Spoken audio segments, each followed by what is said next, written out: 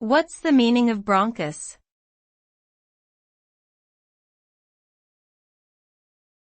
Bronchus.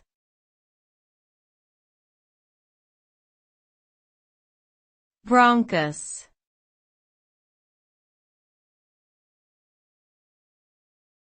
Bronchus.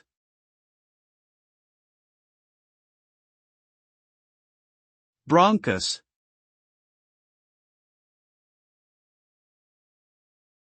A bronchus is a passage in the respiratory tract that directs air into the lungs. Humans have two bronchi, one for each lung, which branch off from the trachea and enter the lungs. These bronchi then divide into smaller and smaller tubes called bronchioles, which eventually terminate in clusters of air sacs called alveoli.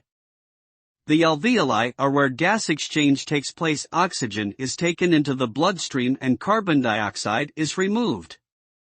Any obstruction or inflammation of the bronchi can lead to difficulty breathing and lung conditions such as asthma or bronchitis. Proper functioning of the bronchi is crucial for maintaining a healthy respiratory system.